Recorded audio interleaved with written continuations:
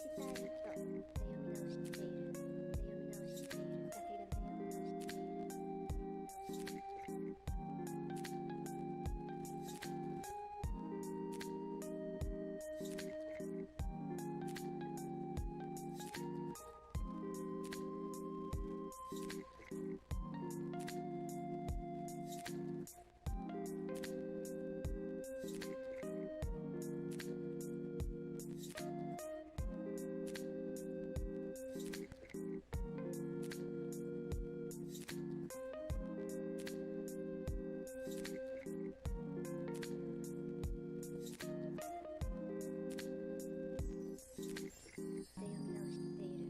読み直しているで読み直しているで読み直しているにキスしたいとで読み直しているで読み直しているだけがで読み直しているで読み直しているで読み直しているで読み直しているで読み直しているにキスしたいとで読み直しているで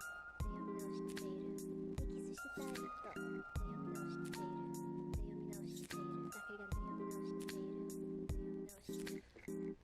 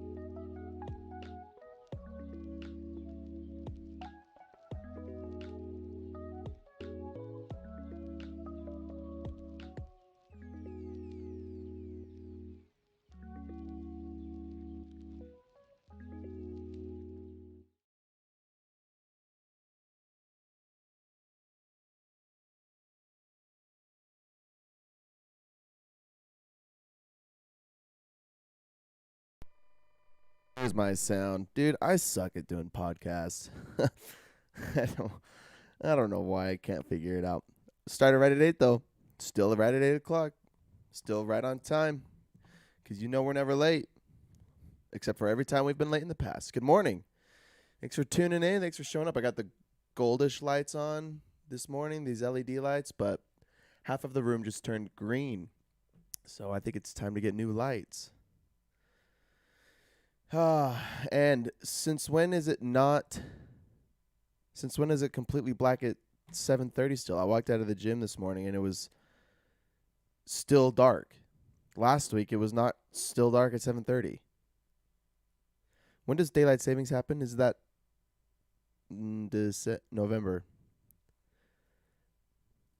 Because then we gain an hour, right? So right now it will be like 9 o'clock next, or it'll be 7 o'clock because we gain an hour. Fall back, spring forward. Yep, I have no idea when it is. I think it's November though. Anyway, that don't matter. It's not November yet. I had kind of a shitty week last week. I'm not gonna lie. I'm gonna give it to you straight. I went to yoga on Tuesday, and I left. I had a great morning, great session, great practice on Tuesday. sat at the coffee shop. I was writing, and then I went to work, and it was just my normal routine. Everything was great. Was feeling great. And then like an hour, 2 hours into cleaning carpets, my back just completely seized on me. And it's like it was not my lower back or my shoulders. It was right around the base of my rib cage. It just seized up, and then it kind of kept me stiff. And I think it's because I have shitty posture. And I was at yoga yesterday, and I was talking to one of my instructors about it, and he said that the sideways. If you're watching this, you're gonna see what I'm doing. But if you're sideways, the sideways motion, and then with strenuous force, like twisting, and because I'll whip hose, I'll throw my carpet cleaning hose behind me so I can keep cleaning. And he's like that twisting motion while bearing weight. He says that's one of the toughest weight. That's one of the toughest things to do to your back. I don't know. So Tuesday I hurt myself after work, and geez, I had to cancel a bunch of jobs. I had to move a bunch of jobs so I could rest, and then I didn't exercise, didn't lift, I didn't do any yoga. I tried stretching. I just tried stretching my back out. That hurt. So I just kind of, and then I really couldn't go anywhere. Everything I did, I have to like sit up and stick my chest out, shoulders back, and head up. It's like the looking down motion that hurts. When I look down towards the ground, that's when it hurts the most. But that also, I from Googling, the endless results on Google kind of told me that it sounds like a lot of back pain these days comes from staring at our phones with our phones down below us, and that bending it when we bring our heads down, it just adds a ton of pressure to our spine, but mostly upper from what Google was saying. This was my mid back, and it's not on my spine. It's like the muscles on either side, right below my rib cage, on either side of my spine. Anyway, feels great. I went to the gym. I went and did yoga yesterday, and I had a stellar practice yesterday. I went and lifted today, and my back is feeling sore today after lifting, so I rolled it. I don't know if you ever done the little foam rollers. I've never done that, but that shit feels good, especially on that sore area. So anyway, I don't know. I'm probably going to end up having back problems now. I already got knee problems. Hope you've had your cup of coffee today. This shit is insane. I've got my mix dialed in, and it's so good. Okay. All right. Well, the truth is, this book that I read, I made so many notes from this book I just read, and I was going to try to compile the notes, but I never did. So I need to go through it all. I'm going to go through it all with you today. But before I tell you what the book is, I want to say, I was thinking about, at the gym today, who's listening to the podcast who would listen to a podcast at 8 in the morning? And the answer is nobody. Everybody's either sleeping or going to work or getting ready for work. And the reason that I started doing this, I think I started doing it at 9. More people were around at 9, but the reason that I wanted to do the podcast was to motivate myself to have a kick-ass week. And I wanted to do it live so people could listen to it live and get motivated for the week. Hey, we've got a new face this morning. His name's Ziggy Joe 5. What kind of emote is that? Is that you? That's sick. Or is it a caveman? No, that's you, dude. Ziggy Joe 5 is my buddy's. He's a famous streamer. Welcome to my stream. This is when I only stream now. I stream podcasts and books. I talk about books. So, yeah, I started doing this to get motivated for the week and to keep my brain stimulated.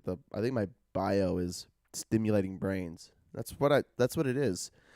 So if you're listening to this not on Monday at 8 a.m. Mountain Standard Time, if you're not with me and Ziggy Joe 5 right now, then I would actually suggest that you take the time, you make the effort to get up. And not that I have anything important to say, but these people that these are writing these books have a lot of interesting things to say. And I want to convey those things to you so you can feel inspired through today and through the rest of the week. But I know everybody's lives and schedules are different. Like both of my roommates are sleeping right now because they just got home from a 12-hour night shift. And I'm probably waking them all up right now. But I have no other choice. So I do this at 8 a.m. Everyone's schedule is different. If you listen to it, I'm grateful. Again, this is the whole point is I want you to take away messages and feel inspired from the shit that I talk about. Because a lot of it is very important to me, and it's very eye-opening. It's very inspiring for me. It gets my brain stimulated. So let's get to it. This book that I read is called A Hunter-Gatherer's Guide to the 21st Century, Evolution and the Challenges of Modern Life by Heather, I believe it's Heather Heying, Heying, and Brett Weinstein, who is not related to the nasty Weinstein. This is Brett Weinstein, but they're spelled the same. I believe they're spelled the same. I always thought they were related, but they're not. A little bit about Heather and Brett. Heather and Brett are evolutionary biologists who have been invited to address the U.S. Congress, the Department of Justice, and the Department of Education, and have spoken before audiences across the globe. They both earned PhDs in biology from the University of Michigan, where their research on evolution and adaptation earned awards for its quality and innovation. They have been visiting fellows at Princeton University, and before that were professors at the Evergreen State College for 15 years. They resigned from Evergreen in the wake of the 2017 campus riots that focused in part of their opposition to a day of racial segregation and other college equity proposals. They co-host weekly live streams of the Dark Horse podcast, which used to be on YouTube, but I believe it's on a streaming site called Odyssey now. Because they are very smart, wise people, and they speak their mind and they speak the truth. And they talked a lot about coronavirus, being evolutionary biologists, and understanding at least the relationship to viruses and humans over time. And I think they just speculated they speculate the dangers of the vaccine, and I've only listened to a couple of their episodes, but very brilliant. And then they got banned from YouTube.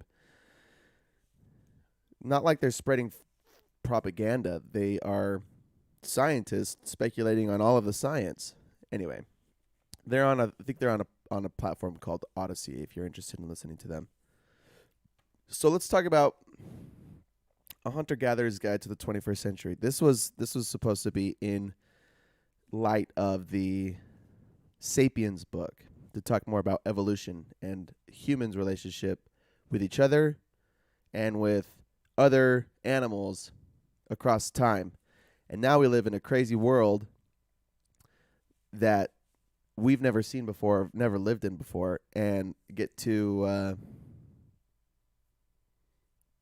they get to break down the science between what human life was like before and how it translates to now, and how a lot of what we're doing is bad, but how some of it is good. And so here we go. Oh, that's good coffee. Okay. I also really like this book. They broke it down. This might be, if not my favorite, top 3 favorite books that I've read so far. It was broken down really plainly, super elegant, and the audiobook had Heather and Brett alternating. I think they specialize in different parts of evolutionary biology. I don't know, but they They alternated chapters and probably read the chapters that they specialized in. So here's the book breakdown. There are 13 chapters, all on different topics of human origin and human evolution. And before I name all of them, I want to give to you their goal in writing the book. They wrote out their goal very clearly in the introduction. They said that their goal is to come up with an explanation of the conceivable universe that has no gaps, it takes nothing on faith, and is rigorously describes and rigor. Wow, that's a hard word. Okay, has no gaps, takes nothing on faith, and rigorously describes every pattern at every scale. It will introduce us to a robust scientific framework to understand ourselves. That's their goal. Give us an explanation of the conceivable universe that has no gaps, takes nothing on faith, and rigorously describes every pattern at every scale. Cool. So cool book. All right. Chapter 1 is called The Human Niche, or Niche, or Niche. N-I-C-H. Is it niche? The human niche. To make this brief, humans don't have a niche.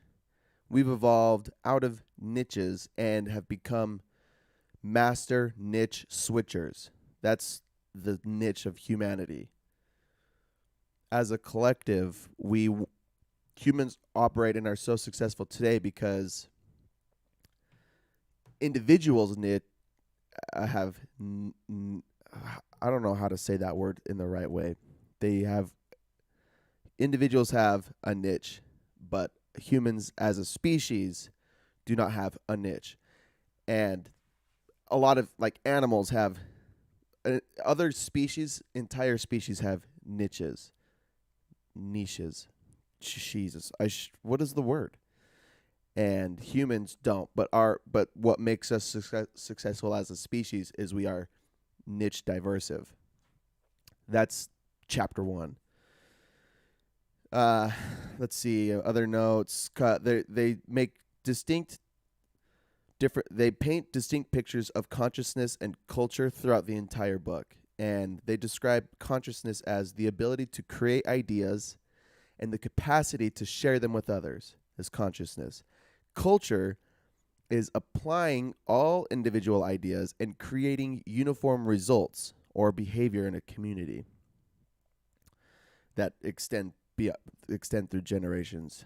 I took a quote that says, "Culture exists in service to the gene. Long-standing cultural traits are as adaptive as eyes, leaves, or tentacles." Cultural traits are as adaptive as eyes, leaves, or tentacles. So we don't have niches individually, but as a species, we're niche diversive. Chapter 2 is called A Brief History of Human Lineage. And I would say go back and listen to Homo Sapiens, my episode on Homo Sapiens by Yuval Noah Harari. I believe that's his name. They made it really quick. Let's see. In short, we are first fish, then reptiles, and then mammals. That's evolution. All life started first as fish, then reptiles, and then mammals. And some fish stayed fish, and some reptiles stayed reptiles, and some mammals stayed mammals. In short and in very simple terms. We are equally related to chimps and bonobos. Oh, here is an interesting point. Describing the point between human passiveness and human aggression. We are equally related to chimps and bonobos, and chimps lean towards violence among outside tribes, where bonobos lead towards peace between outside tribes. So, it's speculated that our human tendency to be violent or our human tendency to be peaceful might come from different traits in those two species. We came from fish, and then 2 million years ago we became apes, and then 200,000 years ago we became Homo sapiens. I think that's a rough breakdown of humans. Homo sapiens. That's a rough breakdown of our human evolution. And I had this conversation with my mom last week too, talking about this, and it seems so hard to think about how evolution could be possible.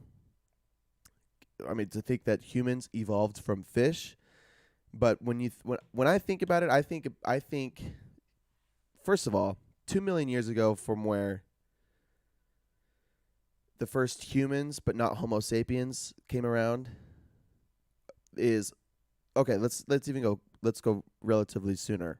The first Homo sapiens, 200,000 years ago. 200,000 years ago is more time than I can imagine, and this is how I try to break it down. I think that over 100 years is about the lifespan of a human, at the max, and then you take 100 years, 100 times, you're at 10,000 years. You take that 10,000 years, and you gotta 10,000 years 10 times to get 100,000 years, and then you got to do that twice. That's 200,000 years ago. It's just a long ass amount of time. A lot of life coming and going in that time. So honestly, for me, breaking evolution down that way to how the earth has been moving for all of that time, and rain and snow and fires and decay and new life and death come and go bajillions of times in that amount of time. It does not seem unreasonable, and they might talk about it later. Maybe it was this chapter. I just didn't write anything down, but all of life is random mutation through genetics, and humans have become, or all life has become what it is because evolution tries to create the best thing for survival. And the only way it can do that is by reproducing things at random. And the way you reproduce at random is by including two partners with two genes, two genomes. Well, I'm not using the right words, or two DNA strands, and you mix them together and you get a completely random DNA or gene. And you take that person and with another completely random one, and you mix them together, have sex, and make babies, and have a completely different gene or DNA. And you do that millions and billions and trillions of times, you get different things. Over time, you get tons of different things. All life is just changing, and it evolves. And another interesting point is just because the fish evolved to amphibians, that evolved to reptiles, that evolved to mammals, doesn't mean that that line of evolution is successful. In fact, true successful evolution is longevity of survival. So of genetic survival. So fish, may have evolved into amphibians, to reptiles, but there are still fish, and those fish that are still reproducing and surviving today are still successful. So humans and apes aren't more successful than lizards or snakes or frogs because we evolved from them. We are just a branch of them. We're all part of the same evolutionary history, but the true survival.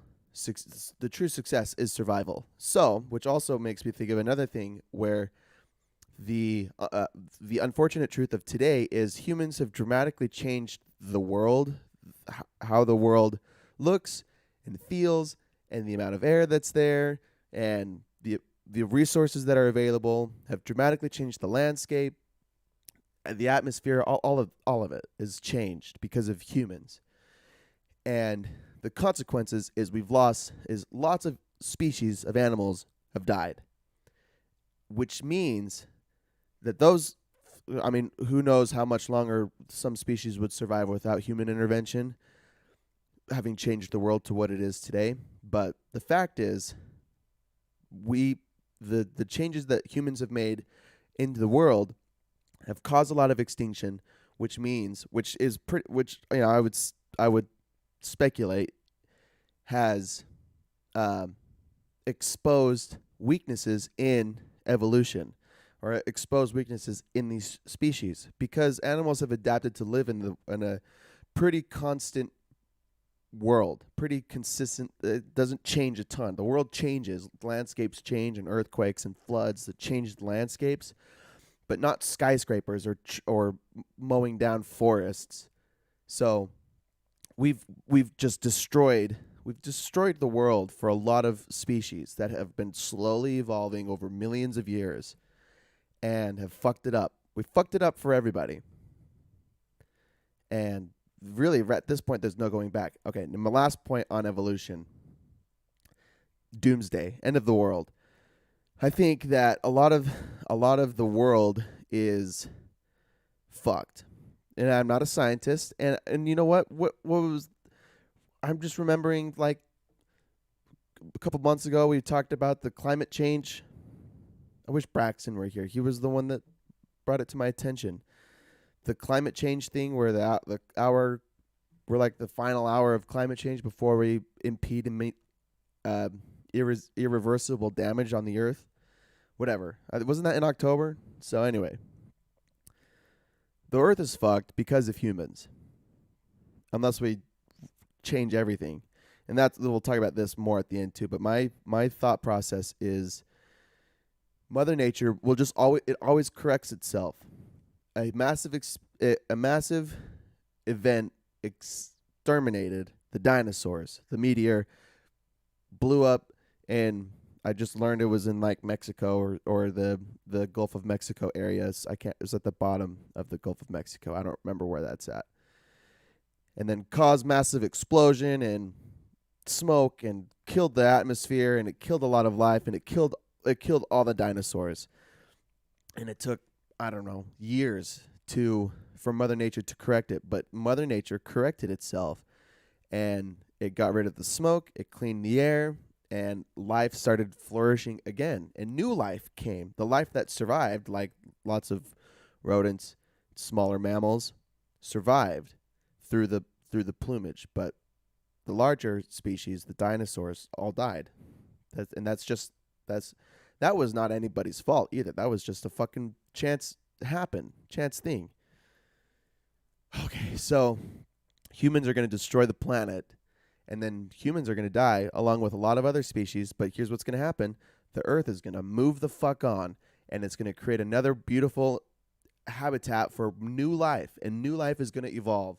Over millions of years after humans are gone, it's going to create new life, and the earth is going to thrive again until some shit happens again. And all we're doing is expediting doomsday. All right, there's my thought on evolution. That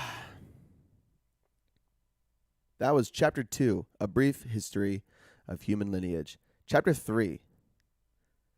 Yeah, the last one was Chapter 2. This is Chapter 3. Ancient Bodies, Modern World.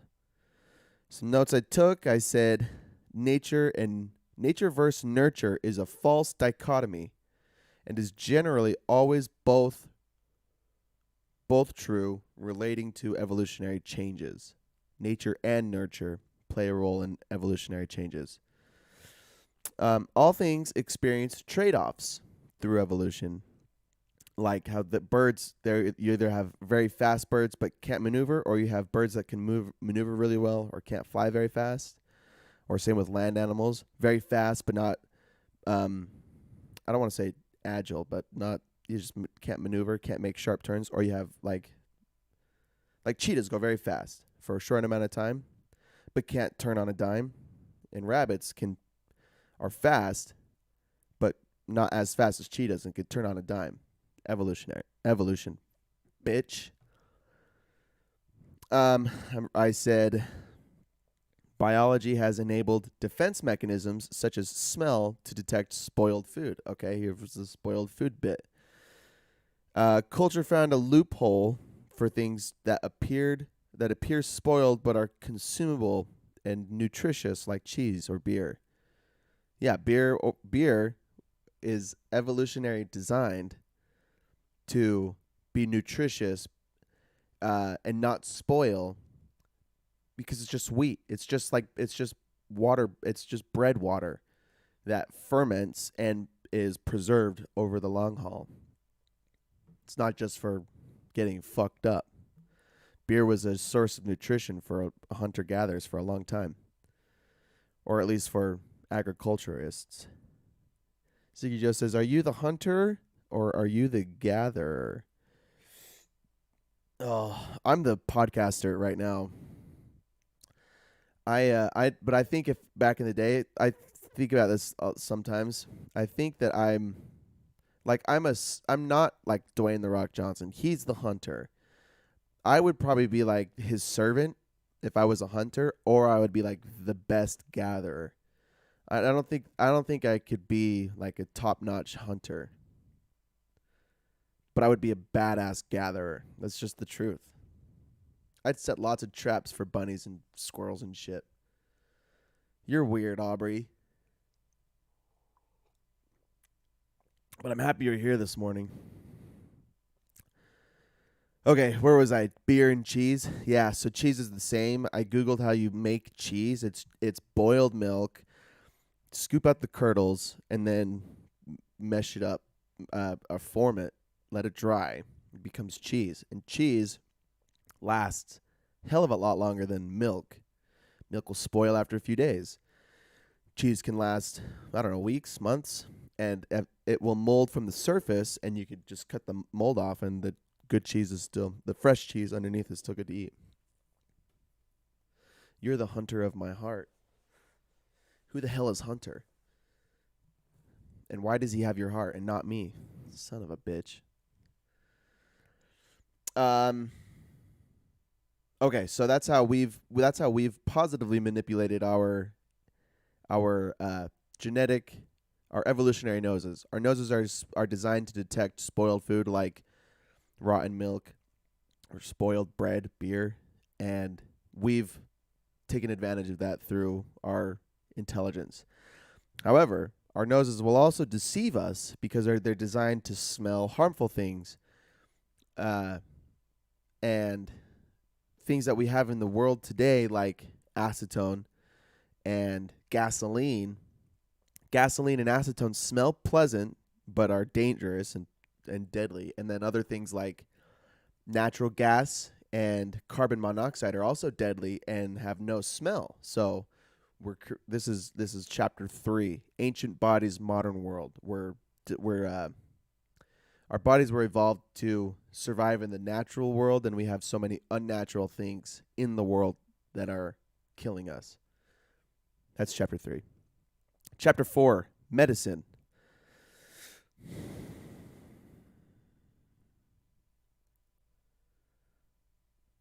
Scientism understands people has codes and machines with problems.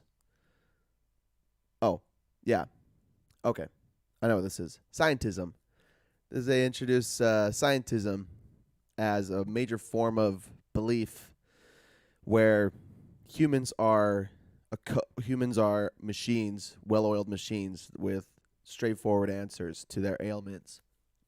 And evolutionarily, this is not true. Humans are complicated and unique and adapt to different circumstances differently across the entire genome. So there's a big point they emphasize is to be cautious of one, all for one. Oh, how did I? What was the like a all-in-one remedy? Like a vaccine. Not saying that they don't say the vaccines are bad, but be wary of these. I think that's part of their COVID rhetoric is, be cautious of the quick fix, the universal quick fix, because humans are complex and unique. So that's a major point. They also say to stay away from prescriptions. They talk about anxiety and depression and mental health. A lot a lot of anxiety and depression is usually a lack of dopamine and endorphins in the brain being released. And usually regular exercise and healthy diet and regular sleep will either aid or completely remove those mental illnesses. But they also, but again, they say that humans are complex and some people are sick and need medicine. So, but the point is to be wary. If you can't sleep, don't go straight to Ambien. Try to work on other things in your life, like create a healthy routine, like a hunter-gatherer routine where they have a do they think they have a chapter on sleep? Yeah. So I don't want to spoil it, but medicine, the rule of thumb that they point out is universal fix-all pill or vaccine or drug or regimen is usually not true. Everybody's unique for medicine. But the same is also, and then the next chapter is food. Okay, but before I move on to food in chapter 5, they start breaking down each chapter and they call it the corrective lens, which makes things really easy for me to talk about. The points for the corrective lens that I took were: pain is unpleasant and adaptive, telling our bodies what it needs to be healthy and strong. So don't be afraid of pain.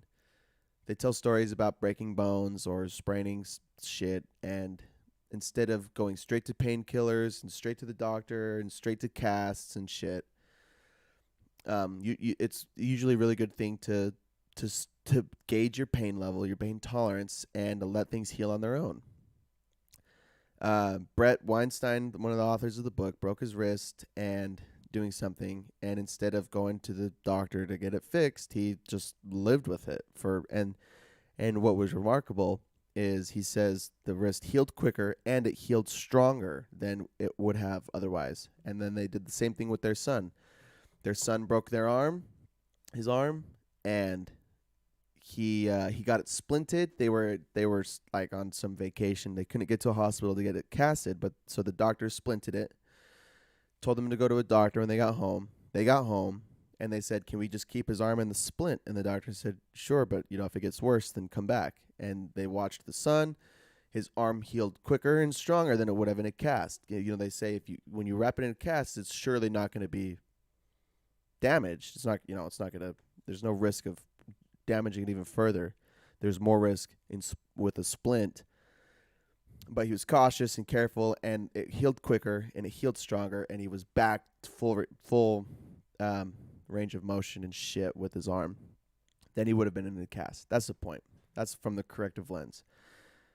Be active, take walks, mix it up, have a primal exercise regimen, like I talked about in Mark Sisson's Primal Blueprint.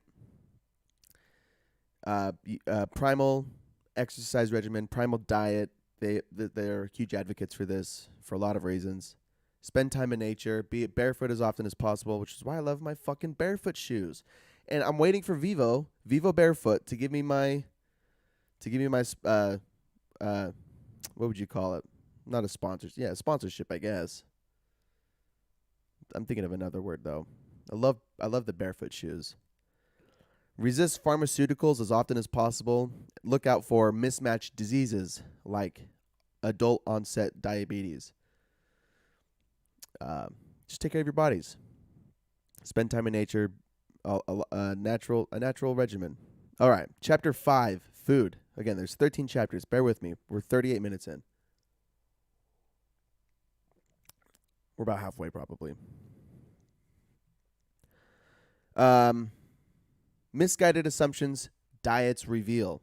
There's a fixed and universal list of what foods people should eat. False. Food is for survival. False. Cooking and eating with other people is a major part of culture. The whole is greater than the sum of its parts. False. Oh wait, no, that's true. The false is looking at diet at like macronutrients and saying I need to eat so many carbs and so many fats and so much protein, and then micronutrients like magnesium and calcium, and I need to meet these specific numbers and calorie counting.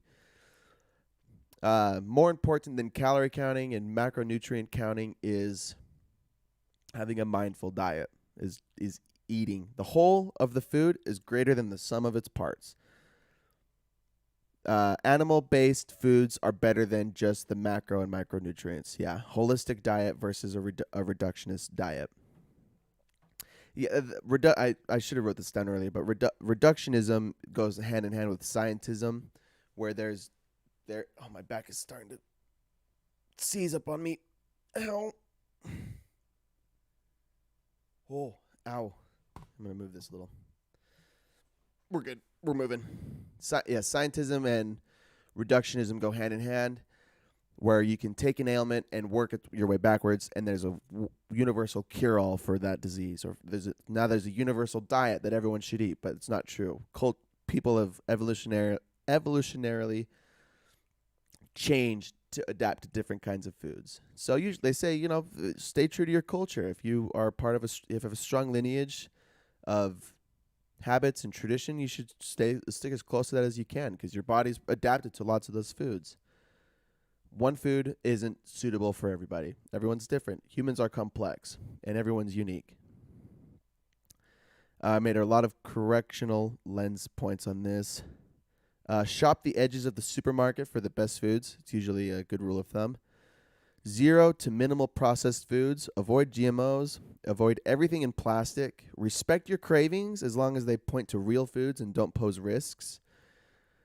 Expose children to a wide range of whole foods. Yeah, I don't have kids. Consider your ethnicity and cultural tradition. Do not reduce foods to its component parts, like macronutrients or micronutrients. Make food less ubiquitous in your world. Prehistoric humans never knew when food would be plentiful or scarce. Because food is in abundance today, spacing out times of fasting and eating is a helpful approach. Intermittent fasting. It's very easy to have too much food in the pantry and to be eating all day long. And I'll be honest, one major diet change that I've made since reading the Primal Blueprint several months ago, and just since I've been exercising and trying to be better with my body and my health, is I've been really good about intermittent fasting. It's changed over the months that I've done it, but the general rule of thumb is I consume about 600 calories, 500 calories until dinner. I wake up, I have coffee and my athletic greens, which is like 70 calories, and I have a hydration supplement, liquid IV. Everything that you listen to, everything you hear on Joe Rogan podcasts is what I take. Athletic greens, liquid IV, I have a protein shake, my coffee. And then for lunch I have a cup of, I have a serving of mixed nuts, unsalted, unroasted, raw, and some beef jerky. So my diet, that's how it is right now, and I love it. It's none of it's guilt. I just snack on the nuts and the jerky when I'm hungry while I'm working, and it's usually not a ton. And then when I get home from work, I try my best to have good meals, an animal-based diet, a lot of protein, and then I don't eat a ton of vegetables, but I do eat more fruit than vegetables. I try to stay away from carbs and sugars, but I don't. I snack and shit in the evening time. But that's what I'm saying. It's easy to have food in abundance and to eat a big breakfast, a big lunch, and a big diet. But our bodies don't need all that food. We don't need a ton of food to survive. Our bodies are amazing and adaptive. So a healthy approach, and that's just something I've learned about my body. My brain is stimulated throughout the entire day. I have energy all day. That's probably the biggest thing I've taken away from my diet is I have energy from when I wake up to when I go to bed. Usually, about after work, I'm tired, but I could still go do shit. But then I have a big dinner and I crash. But when I exercise, I go do yoga or something intense, and then I clean carpets for 8 hours, and I feel great. And I had eaten very little. It's amazing. We don't need a ton of food to operate. And the truth is, if you live in America, and if you're the couple people that listen to this podcast, I'm sure we're all we're all privileged enough to have the opportunity to do shit like this, to say no to food. A lot of people in the world are still wondering where their next meal is going to come from. Still, people in America are wondering where their next meal is going to come from. But I'm grateful that I have the ability to choose when I get to eat. And I think that's the point. Have food, make food less ubiquitous. Have it less available, because we don't need all that food. We don't need a ton of food. That's the point. Last point is food, just like alcohol, is a social lubricant and should be consumed with intention, with people rather than alone in your car after hitting a drive-through. That's like my favorite activity ever. I've said this before. If I had it my way, I'd get rid of bars, I'd get rid of clubs, and I would just have just restaurants or social places where you could come, sit down, eat and drink and walk around and hang out, and it's pretty much a bar or a club, but more focused on the people that you were with, and then open for socializing, just like a bar or a club, I guess. But I want to be at the table and sitting down and talking. I don't want to be up and dancing and getting fucked up. I want to be eating and talking. That's me. That's chapter 5, food. Chapter 6, sleep. Go back and listen to my episode about Dr. Huberman's podcast on sleep. He was the neuroscientist, or the neuro something. He's smart. He knows the brain. He knows how the brain works. Oh, I gotta finish this. It's so good.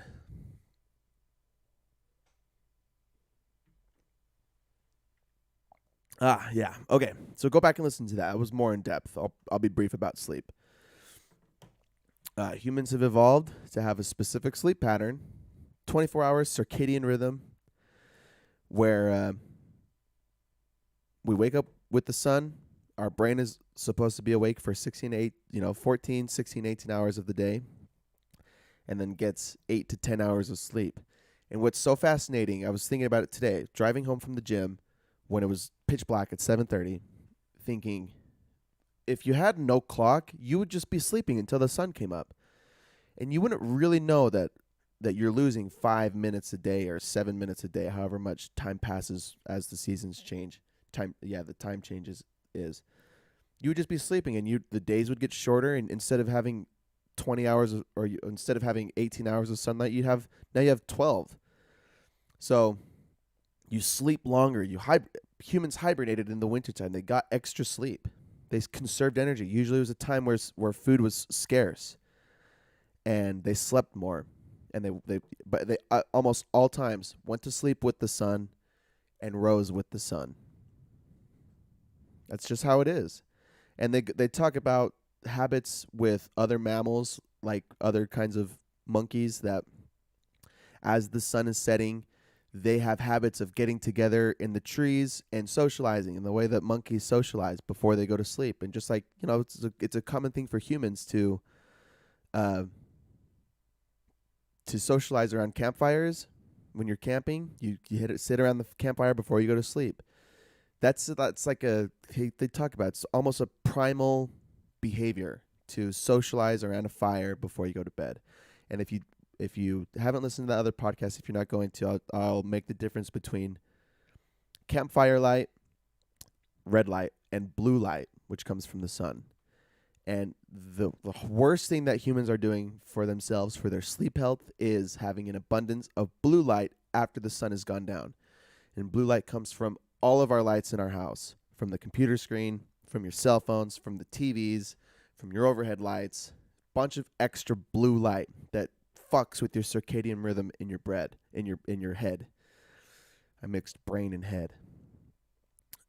So we fucked up our sleep habits, and campfire emits a red light, which doesn't interpret the same way in our brains as blue light. I don't know the science. But when we sit and look at a campfire at night, it doesn't trigger our circadian rhythm. Like when we see blue light in the morning, our brain says, the sun is coming up. It's time to wake up. And then when we see it setting, our brain triggers and says, time for bed. But when we see campfire light or candle light, actual fire, our brains don't do that. They don't react the same way. But when we sit and stare at our cell phones and our TVs late at night or play video games late at night, our brains are like, the sun is never going down. It fucks with our sleep cycles. And just like Huberman says, and just like these guys say, some people have more blue light tolerance than others. Some people can look at their TVs all night long and fall asleep just fine and wake up just fine and have no problem, get enough sleep, feel rested. A lot of people can't. And a lot of people are suffering a lot of ailments from sleep deprivation. And I made a big stink about sleep deprivation in Irresistible by Adam Alter. It's the leading cause of a lot of diseases is sleep deprivation. So, big points: rise with the sun, fall with the sun. Seasonal depression can be a result of extended periods of same and low sunlight. Move closer to the equator for better sleep sun cycles. Create a routine that allows you to start falling asleep naturally and wake up naturally without an alarm. I just set my iPhone wake up alarm. Let's see. When you go to your clock and it has under the alarm tab, it has the sleep and wake up tab. I've always had that disabled. I've had like just a normal alarm. But I just set the sleep wake up alarm, and instead of having just an alarm blare in your face, it does I set mine to tropical birds, and it starts very quiet, and you just hear birds, and it gets louder and louder, and birds are singing and chirping. And I don't know, maybe it's a more natural way to wake up to an alarm. It's just, it's something that stimulates you instead of a blaring sound. That's so they say try to create a routine so you don't have to wake up with an alarm. But there's alternatives, is what I'm trying to say. And I got that idea from Huberman. And then get tons of sunlight during the day. There you go. Chapter 6. We're on to Chapter 7. Sex and Gender. It's a great chapter. They keep it very concise. Or very tight, I should say. They talk a ton about a lot of species of animals who are,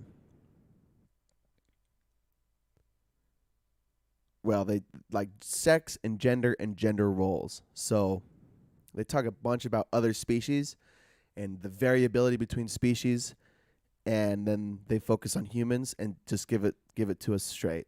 Humans are humans should be equal under the law, but we are not the same sex, males and females. The largest benefit of sexual reproduction is to create something that is better equipped than you for unpredictable events. That's evolution as well.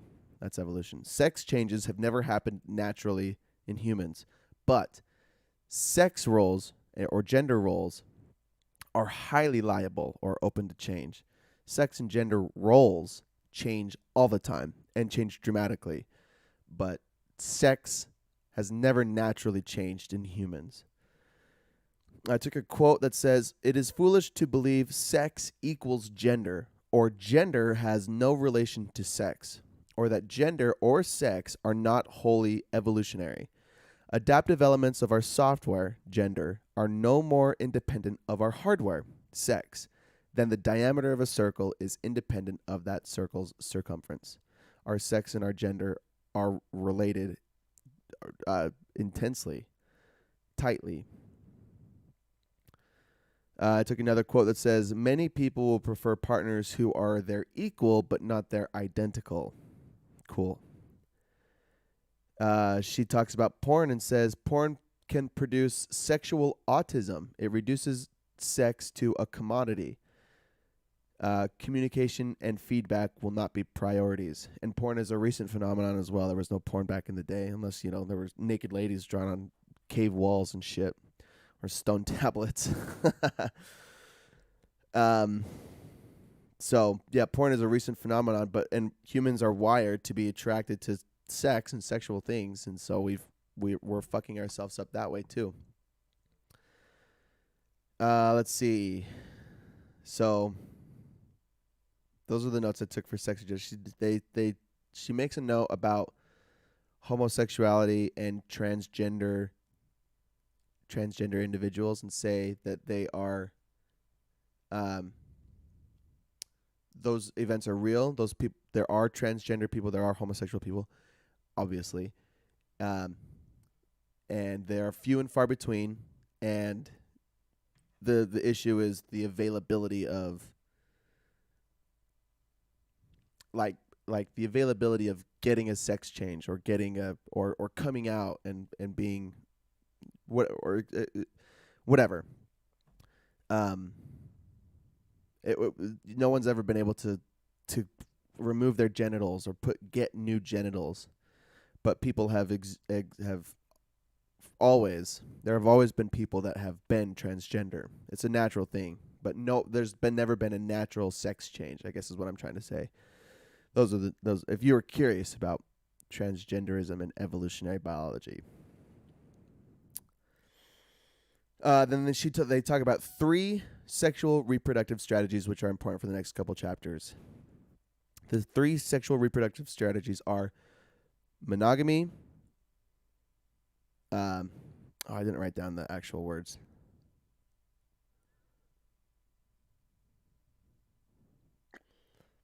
Polygyny. Yeah. Monogamy, polygyny, and polyamory. Monogamy, polygyny, I'm going to write this down so I don't forget, and polyandry. The differences are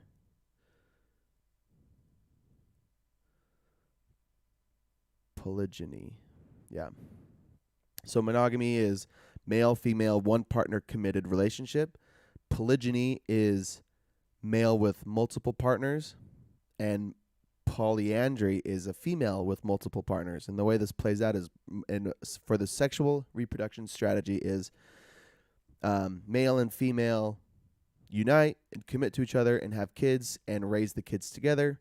This is usually most common when your environment is stable, like food is in abundance and there's no wars, whatever. That's when monogamy is usually the best. Then polygyny and polyandry are most common when things are not stable. So in times of war, men will kill other people and then rape the women. And then if the men are all dying, then the women will be selective with their male partners. Did I get that right? Anyway, polygyny is men raping women and not committing to women, spreading their seed without sticking around. And then polyandry is women sleeping with men for for the baby, but leaving the men. There was an advantage. There was I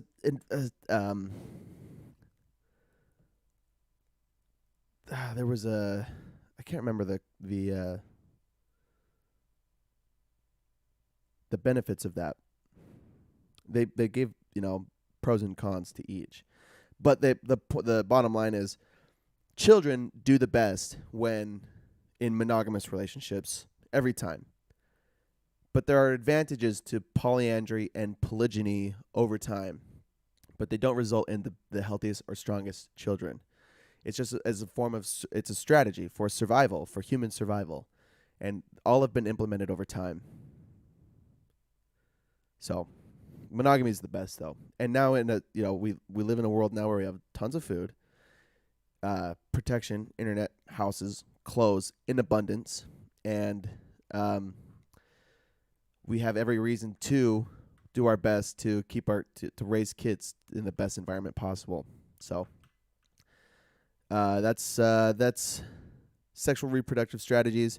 The corrective lenses points I wrote down: avoid sex without commitment, keep kids away from porn.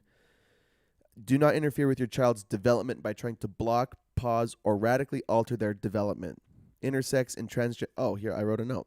Intersex and transgender people are real, but childhood is a time for gender role exploration and should be observed and not interfered with. It's a good note, Caden. Transgender and intersex people are real, but childhood is a time for gender role exploration and should be observed and not interfered with. Yeah, the point they made. Sorry, I'm playing with my little light remote. Check this out. Yeah, changing the colors, baby. So, kids when they're young will explore all avenues and inside themselves, and they usually they push boundaries, the limits of their knowledge. So,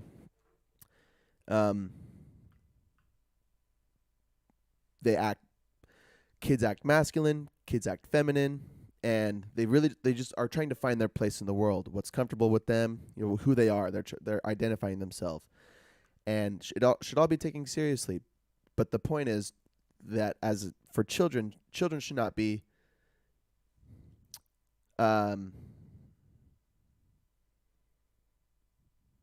we should not block, pause, or radically alter their development. Block, pause, or radically alter. That's what I said. So there, I'm going to leave it at that. Keep contaminants away from the fetus, and our differences contribute to our collective strength. There you go. Again, the human niche is we have no niche, but as a collective, we are niche diverse and succeed that way. Chapter 8, Parenthood and Relationship. It's been my clock says an hour. I'm still going though, baby. You think I'm fucking stopping after an hour? Yeah, right. Not today. This book was too good. Parenthood and Relationship. Yeah, this is more of more monogamy, cultural experience. I think I meant to say cultures. Change that. Cultures experience lower birth rates and higher socioeconomic status than polygynous relationships. Yeah. Yep.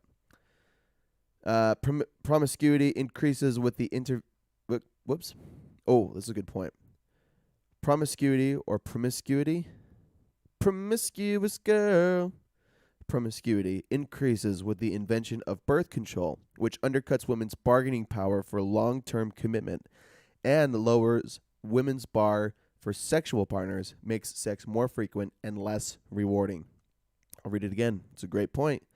Promiscuity increases with the invention of birth control because no one's having babies and everyone wants to have sex, which undercuts women's bargaining power for long-term commitment and lowers women's bar for sexual partners, makes sex more frequent and less rewarding.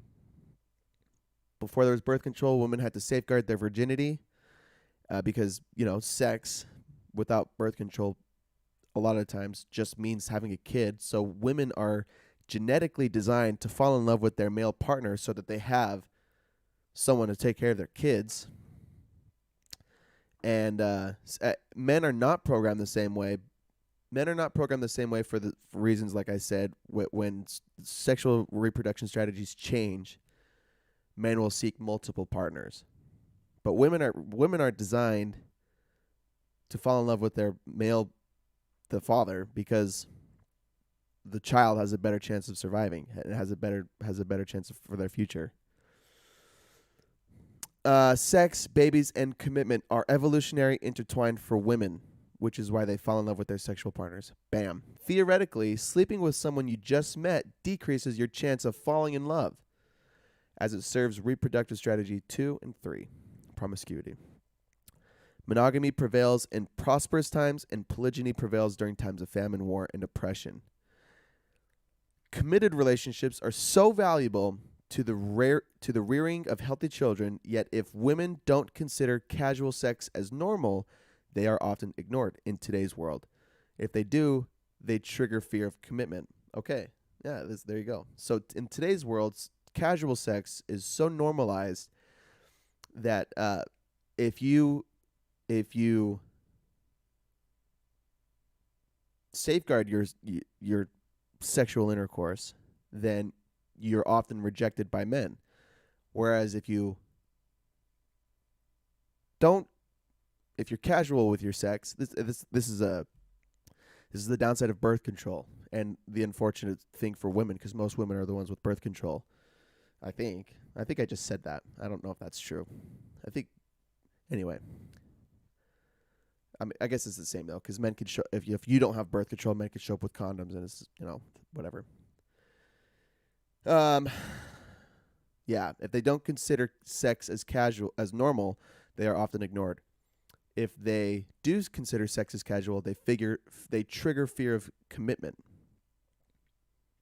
Men are designed to find commitmentless sex rewarding, but they're also designed to value loving partnership. Grief is the opposite of love. Spend time with your loved ones after they die. Why did this get put in here? Better to have few meaningful relationships than many shallow. And then get rid of all your dating apps. Meet people in person. That's chapter 8. Chapter 9, childhood. We're talking about kids now. Rearing of children. Childhood facilitates the passing on of cultural information. The longer a species' childhood, the more likely they are to adapt to a changing world. It is imperative for children to experience discomfort, physically, psychologically, intellectually. But first they must know that they are deeply loved and protected. Humans succeed by becoming anti-fragile. Becoming anti-fragile is being resilient against all of nature's tests. Talk to your children as mature adults. Hold them accountable to minimize childhood manipulation. Sport and physical work are almost as important as simple, unsupervised play. One way social media harms children is being constantly reminded of who they were in the past, which inhibits their ability to grow up. I'm going to leave it at that. Chapter 10, school. School focuses on memory and recall. Just as important, if not more so, and harder to reach and quantify are critical thinking, logic, and creativity. Those are their three, their triad of most important qualities to learn as a human. Critical thinking, logic, creativity. The economics of school tend to fill heads with knowledge without showing a path to wisdom. Schools are, for better or worse, a stand-in for parents and should not be gamified and should not operate by fear. I have a lot of points on this, a lot of thoughts on this. In higher education, tools are better than facts. You should teach your students to hone in their intuitions, reliably recognize patterns, and reject authority-based explanations. You should do this because I told you so, because I'm a doctor, or because I'm the teacher. Googling answers to questions without feeling or contemplating answers makes us less self-reliant. Google has destroyed our ability to critical think. Corrective lens. Schools should teach respect, not fear. They should students should question bad rules and honor good ones, and be okay and should be able to ask questions. Get outside of their comfort zone, reject authority-based explanations, and pursue complex systems. My only thought about school, I'll say this, is wouldn't schools be better if they emphasized learning and didn't emphasize grades? And let me tell you this, it's very easy to get caught in the trap of saying, I need a good grade in this class, or I have to do X, Y, and Z to get a good grade. Or if I don't have a good grade, that means I'm not learning, or that means I'm not I'm not learning the material. I'm not growing. I'm not a critical thinker. It's all about the grades. So if the emphasis was on the learning and not the grades, do you think kids would do better? I tend to think that people or institutions or classes that emphasize the learning or applied knowledge is more valuable than the grade. And I have examples, but I don't want to go into it too far. I just know in my experience, it's just all about the grade. You learn as you go, and that's why you get good grades, is because you learn. But there's fear of failing, and should we not be? They say try and try and try again, and if you fail, you're punished. You get a bad grade if you try and fail. But I think schools should emphasize trying and failing, or not, not getting the answer right and not being punished. In fact, being rewarded because they tried, and they encouraged to continue to try until they get it right, and to be rewarded again in the same manner, because trying and failing is how you learn. But schools teach, if you take a test, or if you take a quiz, or you do a homework assignment and you fail, you're punished with a bad grade. And the bad grade is what weighs you down. And then you're afraid of the bad grade. What's up, mashed potatoes? You just got here in the school section. Or have you been here the whole time? Only serious comments today, I promise. It's okay. We're almost done. You might have to go back and listen to this one. I'm glad you're here, though. Good morning. So that's my point for school. School should emphasize trying and getting it wrong and being rewarded, instead of being punished for trying and failing. I mean, psychologically, that's what makes sense, right? If you're punished for trying, you either live in fear, or you're not going to try again. And then those kids, the naturally gifted kids that are trying and getting it right, are praised and rewarded. Then you are comparing yourself to this kid that has some kind of advantage, or is just intuitively smarter in this area, or whatever. So I don't know. That's my point on school. School should be a safe place for kids to try, and they should be a place for kids to try and to fail and to be okay, and to not get bad grades because they're trying and failing. But of course, you gotta systemize school. You gotta gamify school so that it is, the reductionist thinking again, so that it works for everybody. But education doesn't work that way. In fact, most education is subjective. It's about the application of the knowledge. So if you wanna objectify education, you have to have letter grades. But that's not the point of learning. That the point of learning is to actually grow. And just like they said, it's harder to quantify, it's harder to reach, but they're more important than objective learning is critical thinking, logic, and creativity. You can't teach those things. Those are things that you have to learn. You have to learn by trying and failing. So that's what I'm saying. School sucks. School sucks for that reason. Some school sucks. Some what do you call it? Like a teacher's plan for the semester, their agenda, whatever. Just got here. Oh my gosh, I missed the whole thing. My bad. I missed the notification. Hey, that's all good. It's all good. You know the rules, dude. You know where it's gonna be. In fact, I think you could just scroll it back on Twitch if you want to, listen to it right now, or you can wait for it to come out on Spotify tomorrow. But thanks for showing up.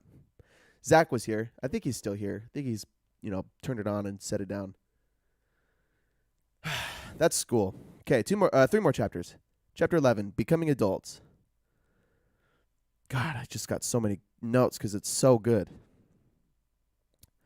Okay, there's hot take, but I liked school. Yeah, I mean, I don't think school is bad. I think the way that it's designed to teach is not as effective as it could be. I don't think school is bad. In fact, I think we need school. We need education. I got some mashed potatoes says, I got some 4.0s in college, and that boosted my confidence to do more a lot. To do a lot more? To do more a lot.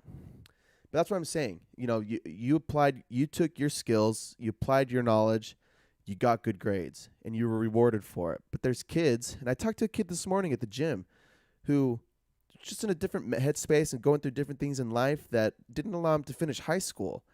And he's going back right now to finish high school. It's awesome, good for this kid.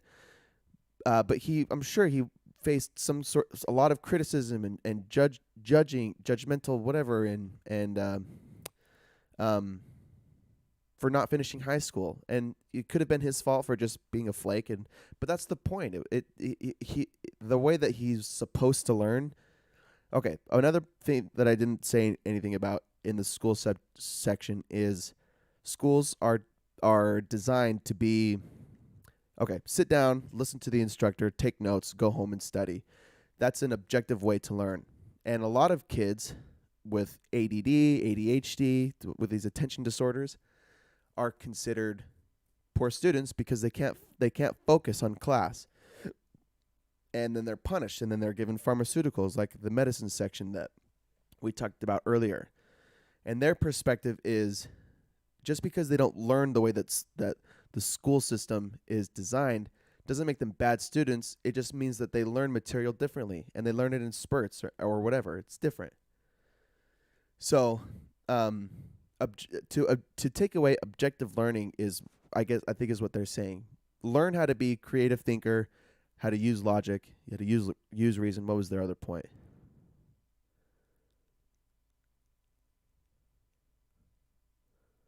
Oh, where'd it go? Yeah, creative thinking, logic, and creativity. Critical thinking, logic, creativity. Mashed potatoes. General education is definitely tough because maybe math isn't your thing, but you're graded against kids that are good at math. That's exactly the point. Some kids are just good at it all. Some kids need extra work. And my point is, kids shouldn't be punished for trying math and failing math and then needing to try again. And I guess that's why some kids are held back. But I'm just saying this: the way that general education is set up sucks, and it's hard to systematically create a system, an education system that applies for all kids. I think that's the problem. You just can't do that. At least you can't do it at scale. Yeah, a subjective school. Anyway, yeah, I don't need to keep going on it. Education is tough, but learning as humans is like the most important thing ever. And I'll just tell you, since we're here, Hayden, the book is called A Hunter-Gatherer's Guide to the 21st Century: Evolution and the Challenges of Modern Life, by two biologists, evolutionary biologists. There you go. You're up to speed. Okay, I can't believe this is a big ass book. Becoming adults. The modern world has corrupted rites of passage and blurred the lines of when someone becomes an adult. Adults ask themselves questions like, am I taking responsibility for my actions? Am I closed-minded? Am I entrenched in a worldview? Am I coming to conclusions independently or allowed an ideology to do my thinking for me? Do I avoid valuable collaboration? Do I let my emotions make decisions for me? Do I make excuses for neglecting responsibility? Hypernovelty neglects delayed gratification. Overconsumption is abundant in the first world, in the modern world, first world countries. Self-help gurus are either con artists, confused, or correct but with finite applicability, or universally useful. I took a quote that says, complexity and noise are the enemy of signal.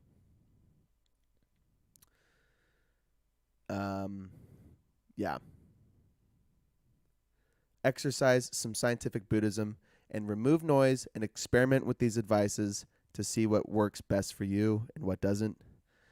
Okay, I guess the point is moving out of education, becoming an adult, finding your role in society and your tribe. And they talk about, in the past, in a lot of cultures, there's usually some kind of event that signifies you've become a man, or you've become a woman, or you've become an adult. A lot of that has been removed. I guess today it's kind of like you get married and you have kids. You become an adult, or you graduate college and get the career that you've been working for. But a lot of rites of passage have been removed, which have been useful to help kids or young adults transfer and become responsible adults. Self-help gurus is a modern way to market success, and some, like those points. Some are useful, others are con artists, or some are confused. Humans become anti-fragile by being exposed to manageable risk, pushing boundaries, fostering openness to serendipity, and pursue feedback from the physical world. Again, a lot of subjective learning and experience, going out and doing things, learning things from the world. Postmodernism advocates, which is, they don't like postmodernism. All reality is a social construct, or it's not real.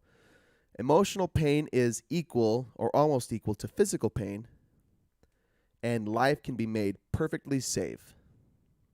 They made a quote, I took a quote, trying to explain away the past rather than learning from it and moving on is a poor waste of time. Demanding fairness, this is me, demanding fairness in the modern world results in unrealistic comparisons. Questions of fairness are mitigated through humor, how we gauge the gray area of what can and cannot be said. They said that. I'm sorry. Questions of fairness are mitigated through humor, how we gauge the gray area of what can and cannot be said. And the most recent application that I realized from this that applies to this is Chappelle being canceled right now because of what this latest joke about Caitlyn Jenner becoming Woman of the Year. Was that recent? I mean, I just barely hearing about it anyway on Netflix. The liberals at Netflix are trying to cancel him because he made a joke. He's like, Caitlyn Jenner became the Woman of the Year within the year of becoming a woman. He's like, if I was a woman, I'd be pissed. And then he made another funny joke. Anyway, so he's pushing the boundaries of what can and cannot be said. And some people, my take is, there will be people on one side of the spectrum and the other who will always be fighting. And then there's the gray area of what can and cannot be said. But these people on the spectrum will say, you have to obey. You have to say only these things, or you have to say only these things. A lot of people, I think most people are in the middle saying, yeah, we get both sides. And then there's this area where, I lean one way or the other and it's funny or it's inappropriate. And then anyway, that's a lot of what comedy is, right? Pushing the boundaries. So there's just an application to that.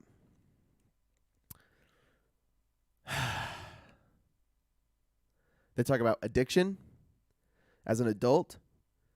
Positive obsession is observed as passion, drive, and focus. Negative obsession is pathological, observed as addiction.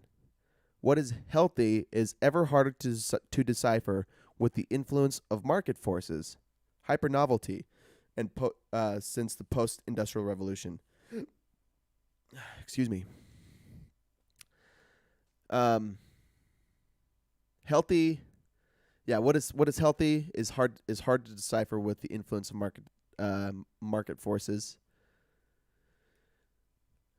Yeah, addiction is a funny thing because I think it's rooted in our brains to be obsessed with some things, to be obsessed with, with hunting or with getting a mate. I'm gonna go back to the child rearing section, whatever that chapter was called. The men had to chase women because women safeguarded their virginity, and if you wanted to win a woman over, you had to be the biggest or the strongest or the the most powerful or the most influential or the highest rank in your tribe or your community. So there was a huge push to be the best in some areas, and the now we have an overabundance of hypernovelty. We have just so many other things to consume our time. We want to. Okay, maybe I'm going off on a tangent that doesn't really relate, but we get obsessed with everything, and anybody can be obsessed with anything, I guess is the point. And with so many things available to us now, we I'm thinking right now that's probably why like things like religion and yoga are around, because people back before there was a bunch of shit were bored as hell, and they came up with stories, and they came up with habits and routines and lifestyles, and then dedicated their lives to spreading those things. I don't know. Anyway, that's addiction though. Positive obsession is observed as passion, drive, and focus. Negative obsession is pathological, observed as addiction. Some points I made of the corrective lens. Explicitly aim to be an adult. Ask yourself those questions that I asked earlier. Be aware of information coming your way, telling you what to think and how to feel and how to act, and don't let it in. Always be learning. Celebrate the passing of time and accomplishment of tasks, like celebrate birthdays, traditions, holidays. Seek out, which is something that I don't like to do because it takes time and money, and I don't hold any inherent significance really to any. Like birthdays are just another day as a 25-year-old, and holidays they're fun. They are fun. But I think holidays would be more special. Well, never mind. Doesn't matter. I have a hard time with celebrating the passing of time.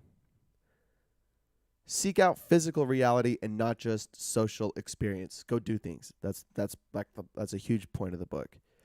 Get over your own bigotry. Be grateful. Be kind. Put your phone away. There's a quote in the coffee shop that says, "Lose your phone every now and then. Forget where you put your phone because it makes you focus on what's happening right now." We played poker over the weekend, and I have my notifications off on my phone, and we played a bunch of games for like 6 hours, and I don't think anybody was on their phone the whole time. It was awesome. It's just real human connection the whole time. Speak your truth, even if it makes you a social pariah. Learn how to give useful critique without backing someone into a corner. Count fewer things in your life, like steps or calories, and do more things. Develop a theory of close calls. Yeah, part of growing up they talk about is kids need to go out and do shit and can't be micromanaged, or they're not going to learn or experience and develop character and all of it. So, but the scary thing is no one wants anything scary to happen to their kids or to themselves or to people they love. So a lot of people are coddled and are kept from going out and exploring the world. But part of living is going out, exploring the world, and learning from nature, and learning from good things, like finding fun things to do, and also learning from bad things, like tripping and breaking your arm. I mean, how fragile are you if you trip and break your arm? I guess I am. I fell and broke my shoulder. But that's the point. And no one wants their kids to go out and get hurt, or let alone die.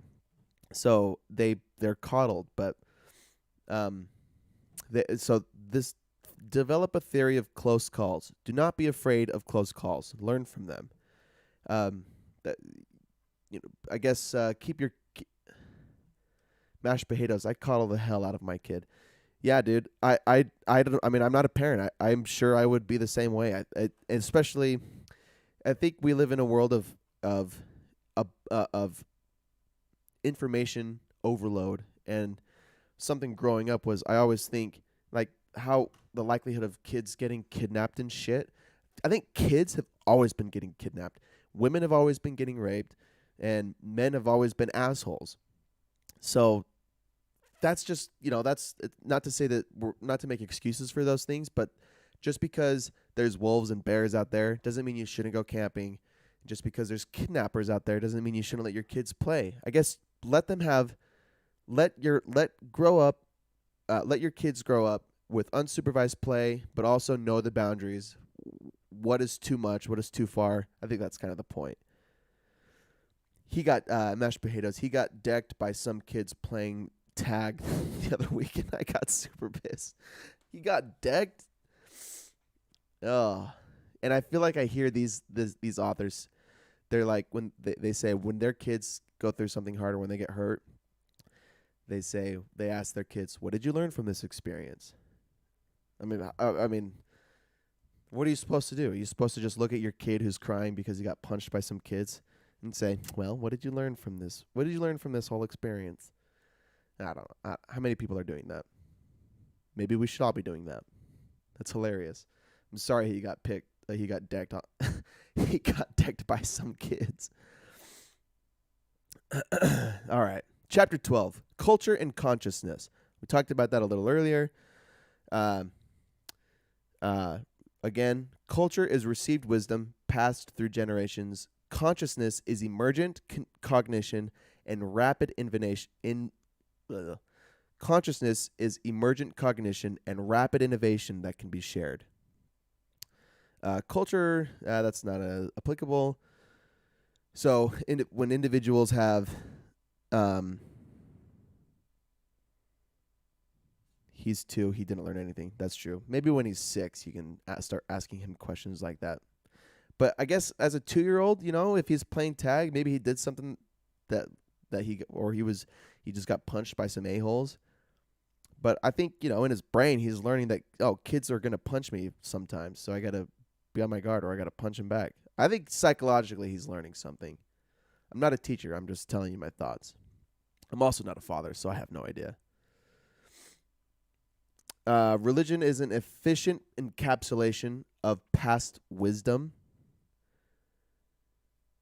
Yeah, okay, culture and consciousness. They say when humans explore new lands, there is no established culture in those areas. They might have their culture of community, but they have to innovate in the land and make it habitable. So consciousness is the dominant mode of thinking. And over time, you develop a system and habits, and passed on information becomes culture. And now that all the land is established, most areas have culture. In fact, because of globalization, culture is almost globally uniform. Of course, it's not, but everything is learning from each other. We learn, you learn about other cultures, and then other cultures are applied into other cultures. Anyway, not much more. We talked about this earlier. The corrective lens: sit around more campfires, create and honor rituals. Consider engaging in psychedelics carefully as a tool instead of forms of recreation. That doesn't mean don't have fun. All right, the last chapter. Chapter 13, The Fourth Frontier.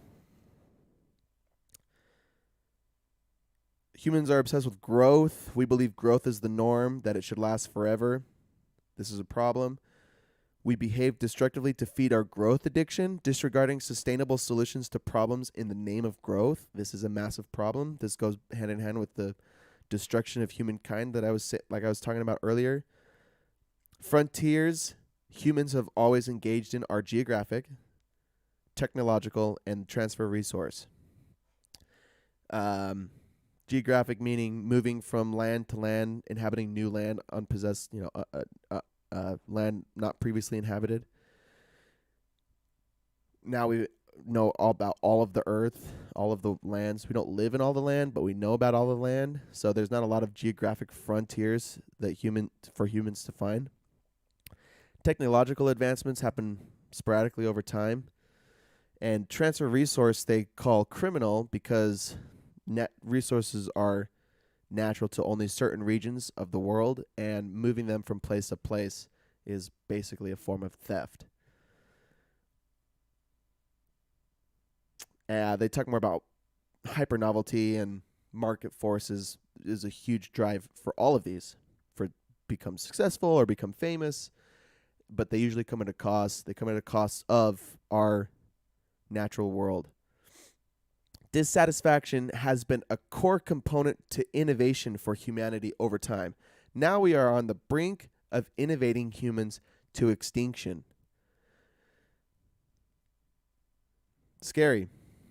They propose a fourth frontier, which is pride in craftsmanship, engineering a steady state that feels like constant growth and is sustainable for long-term success. Sustainability is the only way that humans are going to be able to survive.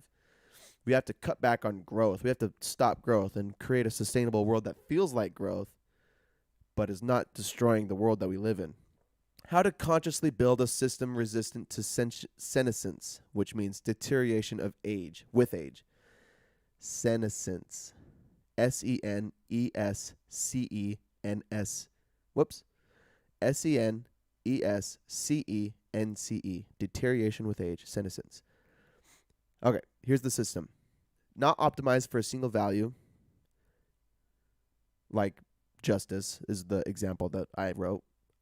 Can't think of another. Create a series of prototypes for your system without imagining what the final system is.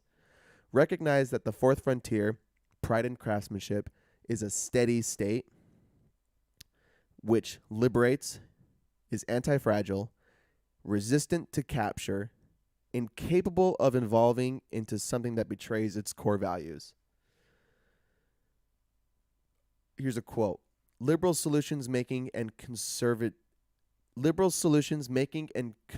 desire for market innovation are the source of unintended consequences. Yeah, our desire to continue to innovate as humans is going to destroy us. Resources are infinite. Resources are finite, and we behave as if they are infinite. There is no money in sustainability. Yep, there's no money in sustainability. Quote, sustainability must displace growth as the indicator of success.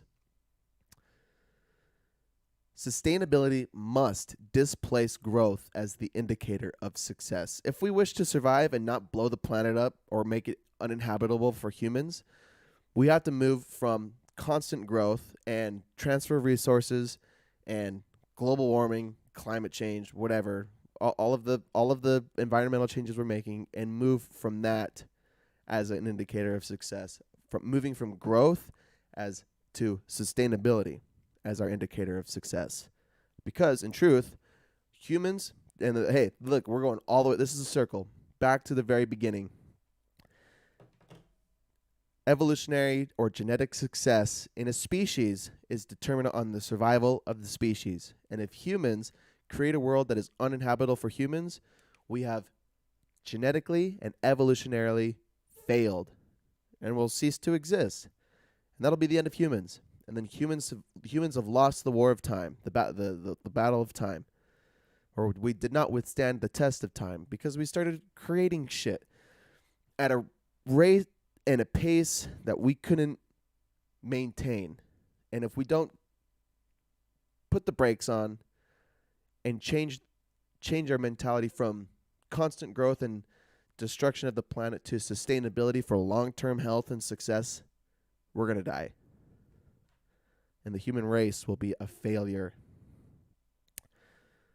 The problem is evolutionarily. So is the solution. Here's an afterthought I wrote. An increase of sustainability leads to a decrease in efficiency or profits. An increase in delayed gratification results in decreased profit. All these motherfuckers, so selfish for money and power and success, willing to destroy the planet, do things that like exploit workers and increase gases and shit that are harming the planet and us for the sake of profits and gains and their fucking IPOs and their whatever. I used to have an attitude where I wanted a lot of money so I could do a lot of things, but now my attitude is from all of this has changed from having a lot of money to having just enough money. And instead of over-consuming food, over-consuming entertainment, and getting all the latest toys, I want to be a positive contributor to a sustainable world. And that's why a couple months ago, I was looking to buy a table, and I found a table on West Elm, a very expensive furniture website, and the table was like $1,800, I think. And I sent it to my mom, and I said, "This is super overpriced, right?" But I liked the table because it looked really nice, and West Elm has got a nice reputation. You're paying a little bit for the brand, that's fine.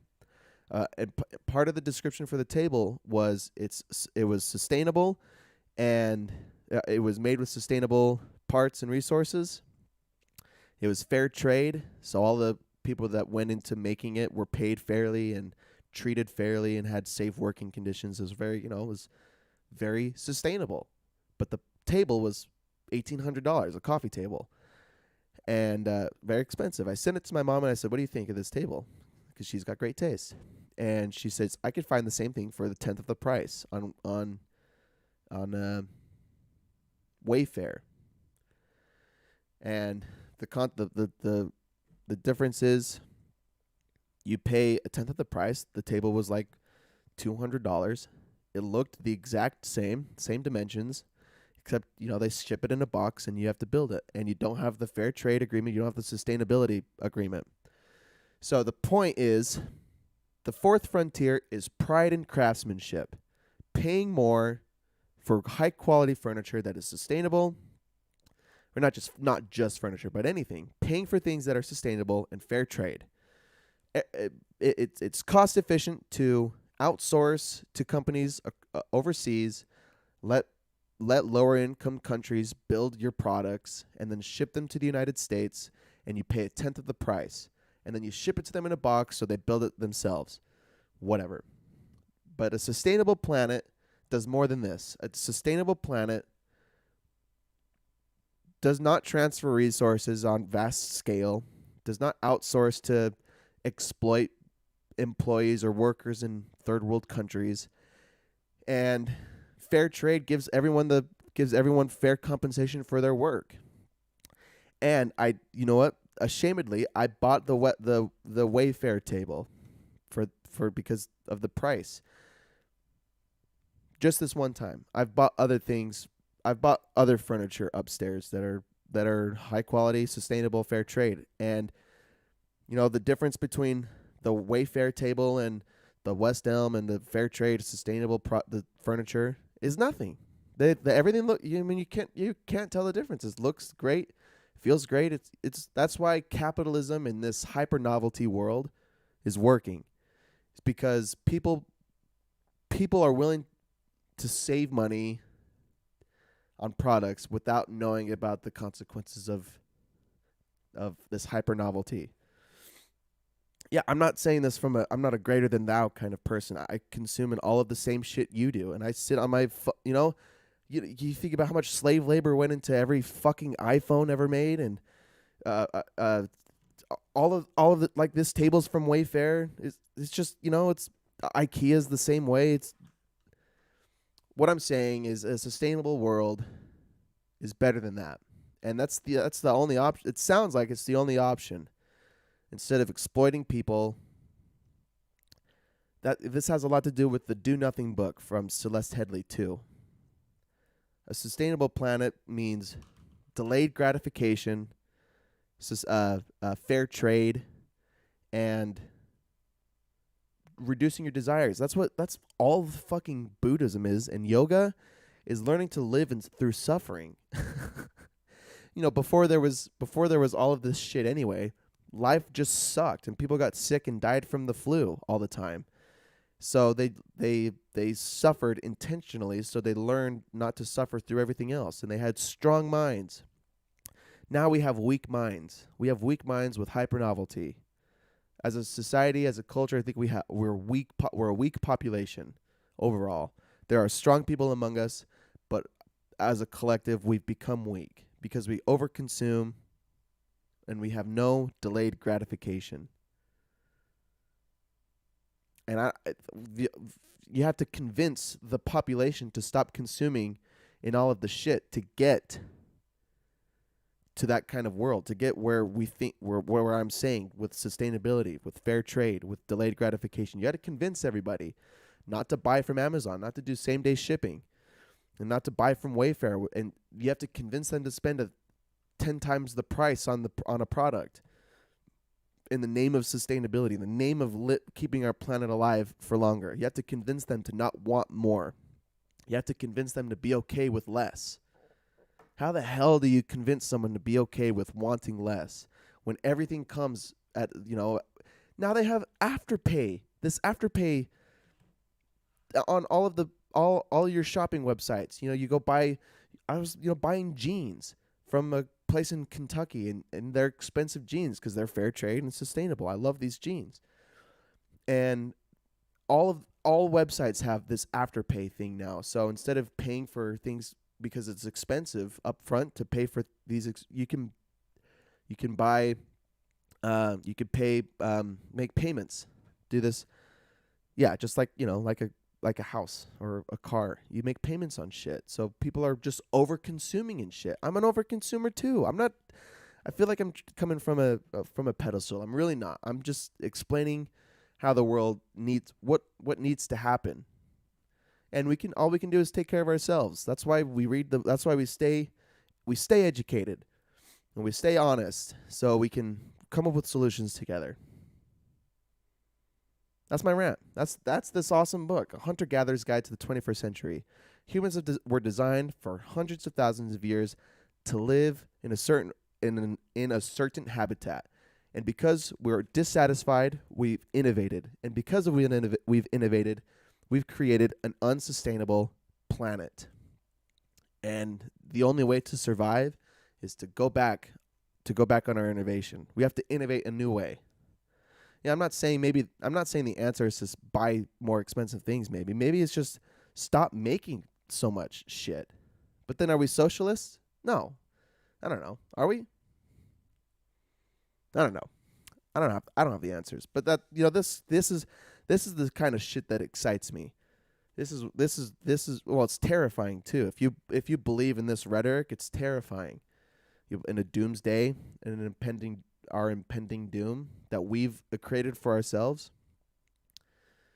But I'm not terrified. Because everybody dies anyway, I guess, right? We all die anyway. And just like the Yoga Sutras, Meditations by Marcus Aurelius, we all die and your name will be forgotten and it doesn't matter anyway. And all we can do is be happy and not be happy, but to be the best we can be for ourselves and for others and create a sustainable planet. There you go. There's my spiel for the day. Hunter-Gatherer's Guide to the 21st Century. I recommend it to anybody. It's probably top 3 favorite books that I've read so far. And I think this is the 20th podcast. The 20th. I've done a couple. I don't think this is the 20th book, but this is the 20th podcast from the series. And you know what? I'm not stopping. I'm not fucking stopping. We're going to keep this train going. So thanks for showing up. You guys, I've had a lot of viewers coming and going. Ziggy Joe, I would love to play Valorant later. We were missing you yesterday. We needed a 5th. But, hey, you know what? We'll get it next time. Mashed potatoes, you came late, but you still came. That's what she said. You could go back through the episode later if you want. Appreciate you for showing up anyway. If you're listening to this not on Monday at 9:44 a.m. Mountain Standard Time, then come hang out with us live next week. Or you'll catch us on Apple Podcasts, Spotify, whatever. So anyway, this week, do your part. Go recycle some shit, or pay your taxes. I don't know. Do what you can to be a contributor to a sustainable planet. Think about that. Meditate on that. What can you do to improve yourself, your family's condition, and the world's condition? And just take small baby steps. Invest in some ceramic glasses that are made in the USA. The products are not. It's all domestic, fair trade, and sustainable. So you don't have to go to Starbucks and waste a plastic coffee. And then buy the coffee beans that are, that is all fair trade and sustainable. I don't know. It's just small things like that. It's going to cost you a few extra dollars, but what else can we do? Honestly, what else can we do? If everyone started investing in sustainable products, then all of the things that are destroying us will eventually run out of business. Is that the point? I don't know. That's all I'm going to say. So go get after it this week. Go do something challenging. Get out there and experience something amazing. Nature's beautiful. Go on a hike, on a walk. The weather's kind of shitty today, but, fall hikes are awesome. Or just go walk around your neighborhood or some shit. Go lift some weights a little bit. Have a great week. Anyway, that's all I'm going to say. Have a great week, and go push yourself. And go follow Dwayne The Rock on Instagram, because all of his posts make me want to have jack quads, if you know what I'm talking about. So, all right. Have a great week, everyone. We'll talk to you next time.